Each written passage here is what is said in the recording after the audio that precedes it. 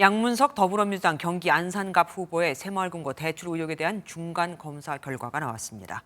금융감독원과 새마을금고 중앙회는 양 후보 딸이 대출금을 아파트 매입 자금을 상환하는 데 썼고 대출 과정에서 제출한 서류도 허위였다며 양 후보자의 딸과 대출 중개인 등을 수사기관에 통보하겠다고 밝혔습니다. 불법이 확인된 만큼 사법기관으로 넘긴다 이 얘기입니다. 길기범 기자가 보도합니다. 양문석 후보와 배우자는 2020년 11월 대부업체에서 5억 8천만 원을 빌려 서울 서초구 아파트를 31억 원 가량에 매입했습니다. 5개월 뒤 대학생이던 양 후보 딸은 대구 수성 새마을금고에서 서초 집을 담보로 개인 사업자 대출 11억 원을 받았습니다. 하지만 사업 용도가 아닌 5억 8천만 원을 대부업체로 이체해 상환하고 나머지는 모친 계좌로 입금했습니다.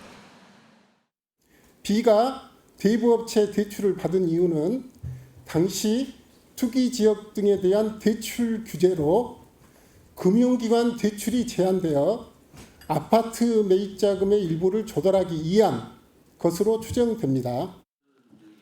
사업자 대출 과정에서 허위 증빙 서류를 제출한 점도 확인됐습니다.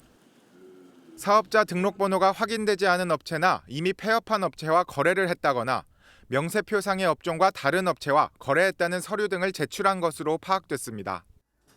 수성금고 직원 역시 여신 심사에 소홀했던 것으로 드러났습니다. 하지만 이런 대출 방식을 누가 먼저 제안한 것인지 양 후보가 사전에 알고 있었는지에 대해서는 확답을 내놓지 못했습니다. 그 내용도 사실은 여러 가지 상세한 내용은 말씀드리기 곤란한데. 중앙회는 양 후보 딸과 대출 중개인, 금고 임직원을 사문서 위조 혐의 등으로 수사기관에 통보하기로 했습니다. MBN 뉴스 길기범입니다. 선거 결과 궁금하세요? 가장 빠른 현장 중계, 정확한 분석으로 이번 개표 방송을 준비했습니다. 개표 방송은 역시 MBN.